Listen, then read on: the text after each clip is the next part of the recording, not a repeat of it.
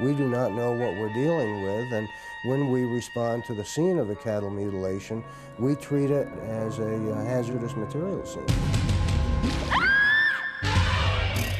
She just looked at me as if to say, what was that? I begin to think there must be more than one cat because so many people have seen them, and certainly some spooky things have happened, yes.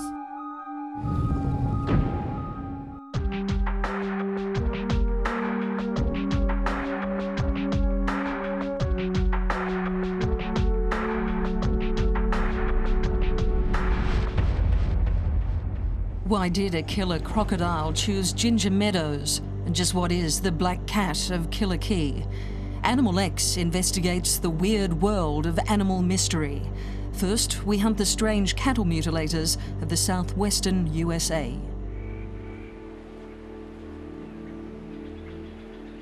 There's something deadly stalking the eerie San Luis Valley in Colorado and New Mexico.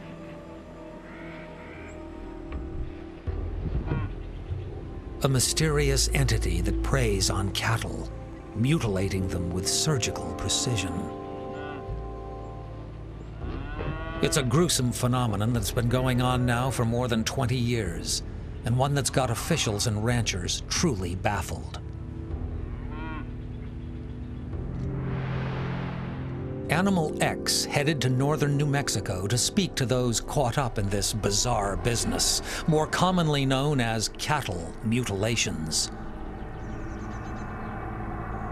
Rancher Jesse Gonzalez has seen the work of the cattle surgeons firsthand.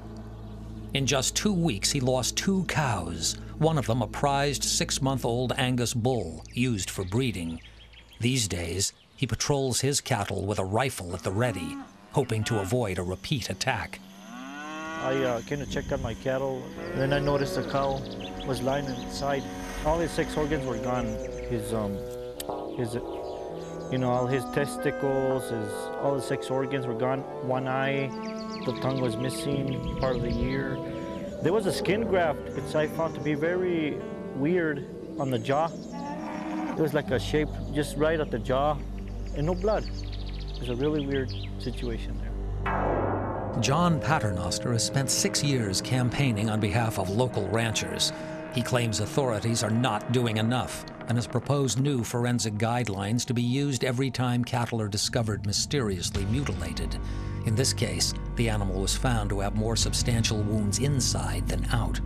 This small hole on the neck, we didn't know the significance of until we skinned the animal. And as you can see, the tail was missing, as originally reported by the rancher. We do not know what we're dealing with, and when we respond to the scene of a cattle mutilation, we treat it not only as a crime scene, but as a hazardous material scene. The possibility of toxicity has to be accounted. Fears over contamination seem to come from one prevailing theory, that extra-terrestrials are the cattle surgeons who carry out the mutilations. This remote area of the Rocky Mountains has certainly had its fair share of reported UFO sightings. During the day and at night, people have claimed to have seen unusual craft and lights, all within the confines of the San Luis Valley. Another explanation is that the macabre attacks are the work of satanic cults practicing animal sacrifice. Even this legendary creature, the chupacabras, or goat sucker, has been blamed for the killings. Whoever or whatever is responsible, they have certainly covered their tracks. The lack of evidence left at the scene is just as mystifying as the mutilations themselves. Tony Trujillo says before his ranch was targeted, he'd half expected an attack. After all, his neighbor had lost 2 cows in just 2 weeks. Eventually, he found a cow with its sex organs missing, as well as its udder, part of its tongue and eye. He says he was astonished to find not one scrap of evidence. Nothing. You don't see nothing. No footprints, no nothing. And there was snow that day, that when mine happened, there was snow that Friday, and there were no signs of anything, no signs of struggle, nothing. Animal X traveled to Albuquerque to find the official government agency investigating the cattle mutilations. We met up with the director of the New Mexico Livestock Board, John Wortman, who admits that he has a real mystery on his hands. He's recently set up a special team of investigators to deal with the problem, a move many claim has come too late. As for the unconventional theories like those involving UFOs, he says without hard evidence, it's not something the department is pursuing. What I'm saying is that I think that clearly it's people that are doing it. For what the reasons are, we're not certain. And until we catch one of these people and prove that person was the one that did it, based upon real evidence, and solve a case, we're all going to be kind of wondering what it is. Perhaps in time, better forensic tests will help authorities find out exactly what is causing these cattle mutilations. Perhaps we will never know. Interestingly, the San Luis Valley is not the only place where such killings have been recorded. Sweden has its own cattle mutilations problem, and in England, horse mutilators are at work. Could there be a link between the cases? For ranchers, the mutilations are an economic burden. Losing their cattle is costing them money. They, for one, feel they have a right to know just what it is that's out there.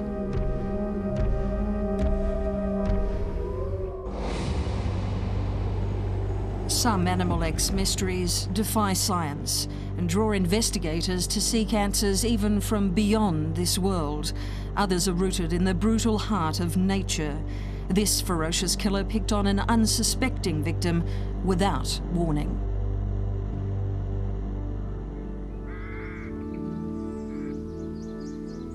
Tropical Australia is one of the most beautiful places on Earth. Australians call it God's own country. But lurking below these tranquil, inviting waters lies a devil who's not after your soul, but will take your body as soon as look at you.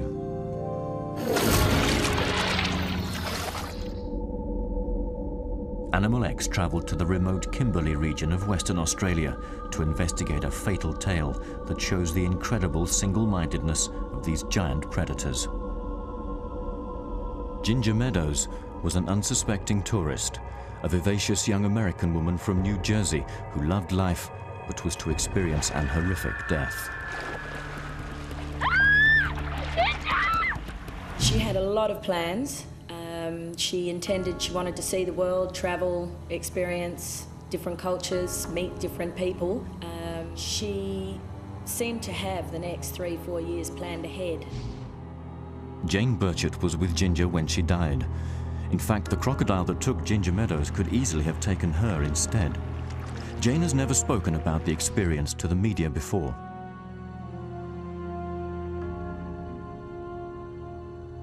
It happened about 8 years ago at a place called Crocodile Creek. Jane and Ginger had been cruising on a yacht called Lady G. Running out of fresh water, the skipper took Ginger's party to get fresh water from a waterfall. On entering, it was breathtaking. We tied off to the base of the waterfall, and the captain, the engineer, and the first mate started climbing up the waterfall, and Ginger and I remained behind. This was when the girls made their tragic mistake. It was a hot day. The water looked so inviting. The temptation to dive in and cool off was too much.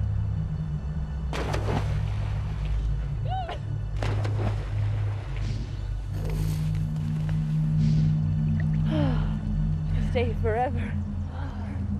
Whilst we were swimming to the shoreline, we probably made it half the way there. I was swimming ahead of Ginger. I got an extremely uneasy feeling, and I said, something's wrong. We were probably about 6-7 metres from the shoreline, and we heard the captain screaming out at the top of his lungs, "Get out of the water, crocodile." And I turned around, and probably a similar distance from the other side of the bay, all I could see was the wake in the water and something obviously swimming towards us. Jane says there was no panic. They both decided to swim to where they thought they'd be safe, a ledge in about 2 feet of water.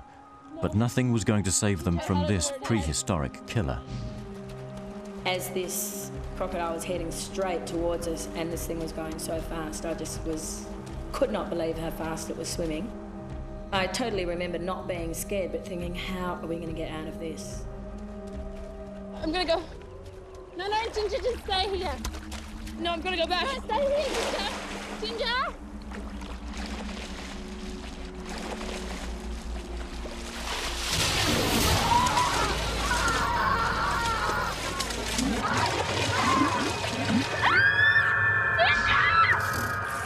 And then it brought her up out of the water, waist high, in the water, and she looked at me with her hands in the air. It had hold of her, and she just looked at me as if to say, what was that? And took her back under the water again, and gone.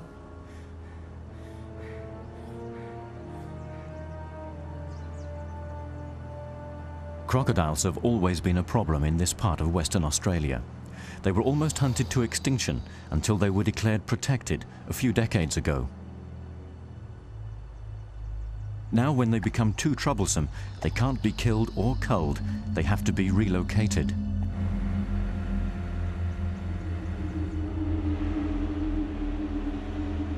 Wildlife officers are dispatched to set traps for the killers. Inside this trap is half a donkey. Laurie Smith is a reptile curator at the WA Museum. He knows what makes crocodiles tick. About 6 foot, 5, 6 foot. Well, there's no doubt they are killing machines, and under natural conditions, being large animals, they've got to obviously kill fairly large prey to sustain themselves. Police Sergeant Mick Scandon headed the team of rescuers whose gruesome task it was to find Ginger's body. He'll never forget the day they recovered Ginger's remains and how the giant croc tried to reclaim its prey. I saw something rise out of the water, and it was well lit enough to see that it was a crocodile, and it rose about 6 foot out of the water and crashed against the side of the boat. And it struck the boat heavily, and I saw it grasp the end of the body bag, which was strung across the front of the penguin, and it went back down into the water. One of the team fired a shot. At that, we went up in front of the boat and inspected the body bag and found that the entire end of the bag had been ripped off.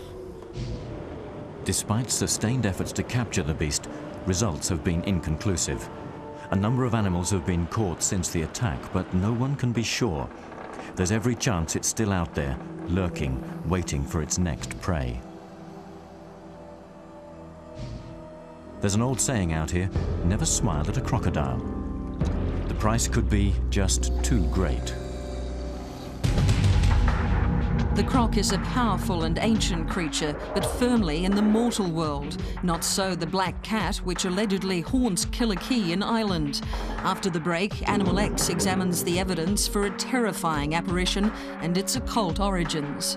The eyes of a cat wax and wane like the moon, so the cat has always been sacred to witches.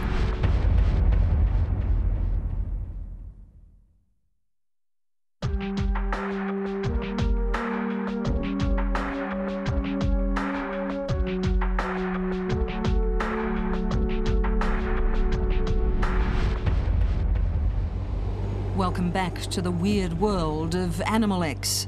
There are many tales of ghosts, but few ghosts with a tail. Here is one, a terrifying black cat that's been seen several times in a place of deep, dark secrets in Ireland. And this is no ordinary spectre. Some say it's the devil himself.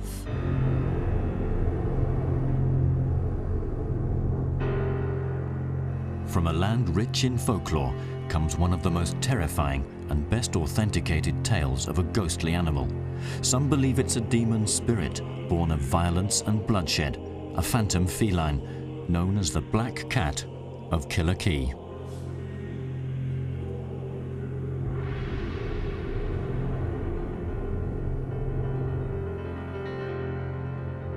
Animal X travelled to the bleak mountains overlooking Dublin in Ireland to investigate the many reported sightings of this strange apparition, which go back almost 300 years.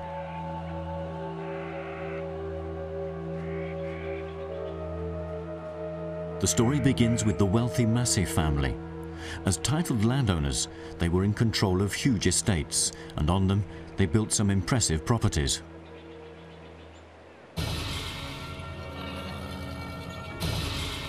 Today, there's little left of those grand mansions. They lie in ruins in the twisted undergrowth of the Irish woods. But there is one part of the original estate still standing, the old dower house, now a restaurant. Mysteriously, over the years, it's become the centre of a veritable storm of psychic activity, with sightings of not only the black cat, but human spectres as well. The cat has been seen in various places at various times, and I begin to think there must be more than one cat, because so many people have seen him, and so many people have said they've seen him. Certainly some spooky things have happened, yes. These frightening events have included bumps and knocks in the night, eerie voices, lights flickering on and off, and doorbells ringing even though they'd been removed. As well, furniture and ornaments have been found smashed around the house. There are many theories as to how the building gained its ghostly reputation. It's had links to the occult and supernatural. Mystical poet William Butler Yeats is reported to have joined in ceremonies at the Dower House. He belonged to the magical order the Golden Dawn, a group whose practices are alleged to have involved the ritual killing of a cat.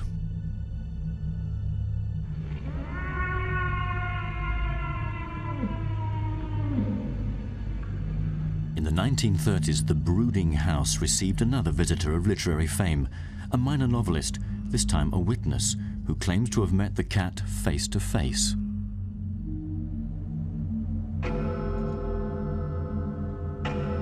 Looking for inspiration for his colourful thrillers, F.W. Gumley and a friend set off one winter's night into the grounds of the estate. They weren't disappointed. Just as the pair were about to cross over a wall, they saw in the moonlight the gleaming eyes of a large cat that had confronted them.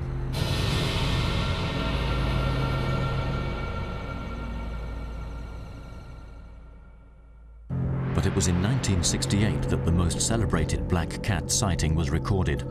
An Irish artist, Tom Macassey, and his two friends were staying at the Dower House, then an art gallery.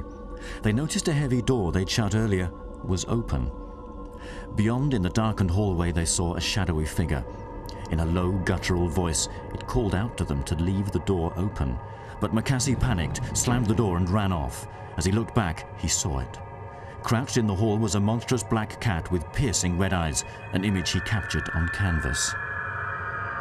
He certainly came up with a fearsome picture of a fierce cat, and people come from far and wide just to see this picture, and it hangs in the front hall in Killakee since that time.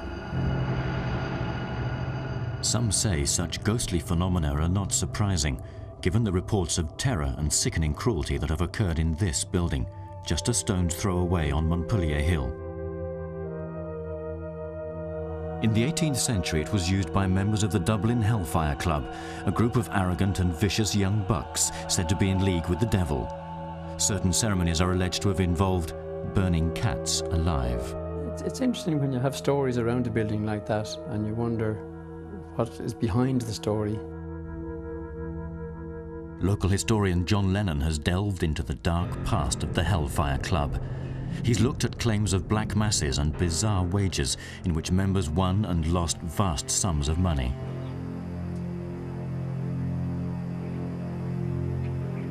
We're talking about debauchery of all kinds and carry on. Now, cards was the one thing that people say that the stories relate to playing cards at tables and dropping cards on the floor and seeing cloven hooves and people playing cards and the devil himself and all this going on around the club.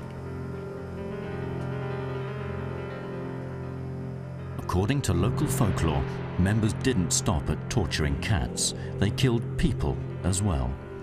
In 1970, a shallow grave was uncovered here. In it, the skeleton of a dwarf with a skull too large for its small frame.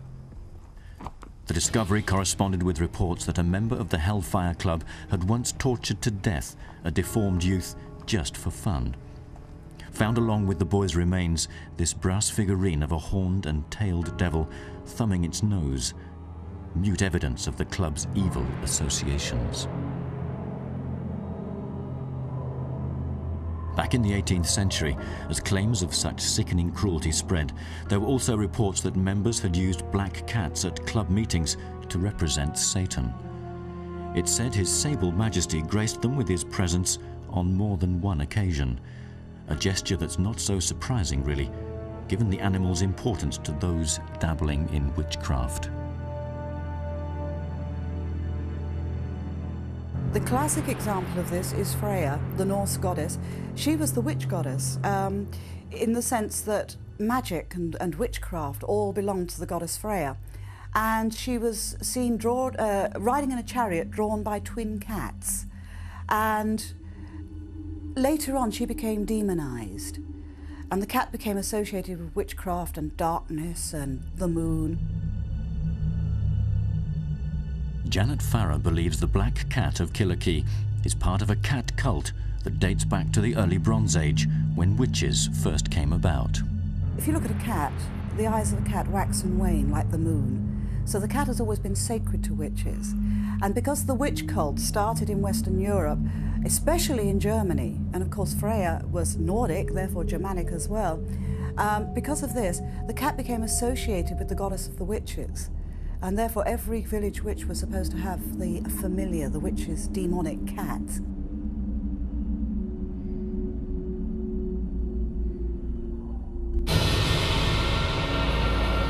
One of those said to have witnessed the cat being used as Satan's representative was a young clergyman. He sought refuge at the club during a snowstorm. Greeted by a cloaked figure brandishing a sword, he soon discovered the building was not a farmhouse, as he'd originally thought. Once inside, he knew for sure he'd made a terrible mistake. He found club members having a meal, their guest of honor, a black cat, sitting at the head of the table.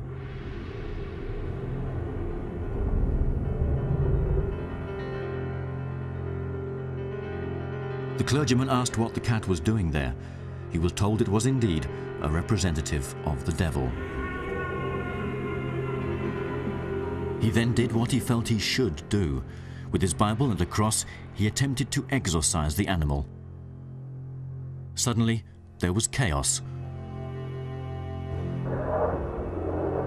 The cat cried out in pain, jumped up onto the table, then onto a chandelier which fell, setting the building alight. What happened to those inside is a mystery, but soon afterwards, the club's activities here ceased.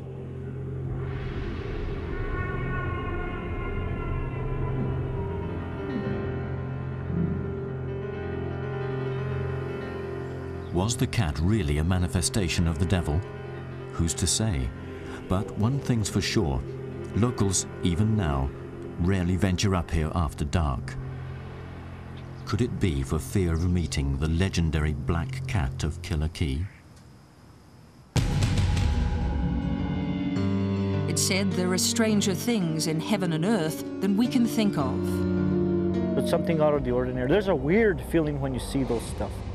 And this thing was going so fast, I just could not believe how fast it was swimming. You've just seen some of them on Animal X.